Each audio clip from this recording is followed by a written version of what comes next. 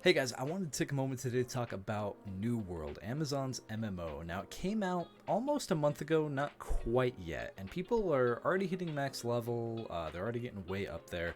There is the level 30 burnout. I wanted to just talk about a few things. As a player who is jumping into the game every now and then, I'm a dad of two, and I work a full-time job, so I don't have the time to pour into a whole MMO and just grind out levels. But the game has been sufficient for me. At least I like it. Do I think it's going to go on for a long time? It kind of depends on what the future holds, if they support it, how many updates they have. I am more so a PvE player in games. I don't tend to play PvP. Now, New World is very, very PvP focused. And when I say very, I mean I'd say it's probably a 60-40 split between PvP being 60% and PvE being 40% of the game. There is story missions to pull you along through the game, and I do have to admit that the voice acting for the game is great. The atmosphere is great. The world is so beautiful. Like, it's such a good looking, visually stunning game that's probably what's kept me going a lot, is exploring the world, seeing everything that the game has to offer, and at least visually, it's great. I actually do want to check how much I have poured in the game. So I've played about 75 hours of the game in the past 3 weeks. Now that's a little more. Like, I've been playing it pretty much every night with friends and stuff of mine. I've definitely out-leveled the people that I play with, because the people that I play with don't have the time to pour into games like I do. So I'm about level 34, I want to say. I think I've realized why people get burnt out around 30. Now, as far as story missions go, there's actually quite a lot to do in the first few levels.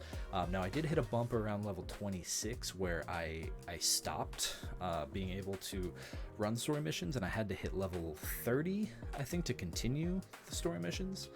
So I did have to grind a few levels out by doing side quests and faction quests and other things towards working to level 30. Once I hit level 30, got some new quests. I traveled to the town where you were to pick them up, and honestly, I think I completed them in one sitting. I think I completed them in like 2 or 3 hours, and then I had to hit level 40, and now I'm level 34. I have to grind out 6 more levels to continue the story quest, and honestly, that kind of sucks. Not that I'm like super engaged in the story in any way, but it does give you like an objective other than hit this level to continue progressing. One thing I do like about the PvP system being implemented into the game is the territorial control. Now, from what I've seen watching streamers and other people play the game, I've noticed that most everyone goes Syndicate. Now, not an issue with that. I am a part of the Syndicate, and I think that there's some issues with the whole faction system as a whole, because if you're just joining the game, you join a server that's already fully populated. Before you can even pick a faction, you have to look. You play the game. You have to hit a specific level, specific story progression to be able to pick a faction, and you're gonna look at the map and you're gonna go, hey, who has the most territories? Because that's what like. You're going to want to join the biggest faction. So the biggest faction, the one with the most control, is only going to grow. Now, in my world, I think the Syndicate owns a good portion. I think we own like 7 territories. The Marauders own like 4, and the Covenant own 2 from the last time I checked. And the Covenant seems to slowly be dying in the world. They don't seem to be doing anything. There's really no reason for them to attack anyone. Because they just get they get retaliated on, and if they attack one of ours, then we have 7 territories, hundreds of more people in our faction who are just gonna go and defend it. And yeah, it's interesting. The PvP system, like I said, I don't play PvP in most games. I do play RuneScape 3. I play old school RuneScape. I've played World of Warcraft, played Final Fantasy 14, and in all of those games, I don't really dive into PvP. I'm more of a PvE player myself. So to play an MMO that is built primarily around PvP, it's interesting. I actually have participated now in in one full-scale war and I have done the like a tagging an enemy fort, and it's fun. It's fun. I can say it's fun. It's most definitely interesting, especially because you can go up against someone who's 10, 20, even 30 levels, probably higher than you, and you can win a fight if you're more skilled at dodging and blocking. I do like the system at hand. I think that the weapon system, the progression system of leveling a weapon as you use it is really cool. You get skill points specifically towards weapons, and you can pour, as you level those weapons, you can pour those skills into those weapons, and there's 2 different branching paths for each weapon. Now, there's obviously the meta of what people have figured out. I, at first, was running more of a tanky build. I ran sword and shield, and then I also ran the giant hammer because I liked dealing damage and has a lot of crowd control. And eventually around, I think around like level 32, I kind of got a little bored with that, so I changed over. I respect, which after you can respect as much as you want as far as your attribute points that you get when you level up to level 20, which I think is cool. It's a good system. It allows you to freely try out what you want before kind of soft committing, because you can always respect, but it just starts costing gold after that, which isn't an issue. It's not a terribly large amount of gold, so if you want to respec, you just go to the menu, bam, respec, you get all your points back. You can also respec weapons up to a certain level. I think up to level 10.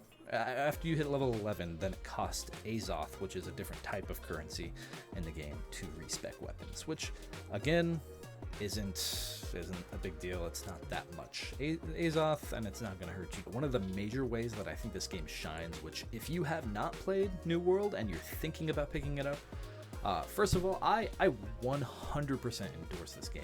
$40. It's not a subscription fee. It's well worth picking up to play. If you like this style of MMO where it's action based and you're gonna have a good time playing this game for sure. For $40, it's definitely worth picking up. Where I think this game shines majorly is you going in blind, 100%. Don't look up guides. Don't look up the fastest leveling for stats or skills. Don't look up any of that. I have not looked into anything except for I did look at one DPS build because I wanted to make sure that I'm not familiar with the magic weapons, so I kind of looked into that a little bit. But other than that, don't look up where to find resources. Don't look up what faction you should join. Like, play the game blind. I think it shines going in blind. It's doing yourself a disservice if you're going to try to max level, because it's pretty easy to max level. Honestly, once you hit a certain progression in the game, you can go ahead and jump over to running corruptions, and if you run corruptions back to back to back, you get enough XP that you can literally just max level off of that. It's really not that difficult. Among the PvP and PvE aspects, which the PvE I have enjoyed so far, I can only run one dungeon. I'm about to start running the second dungeon, I believe, because I'm almost 35, and I believe that's where the second dungeon is, which I've enjoyed running the first dungeon. It was a fun experience. I've ran it as both tanking and DPS, and it's fun both ways. As far as quests go, it really is just a go capture this one thing, bring it back to me, or kill these things, skin them, bring them back, or go kill these zombies from me or these enemies, and then let me know about it, which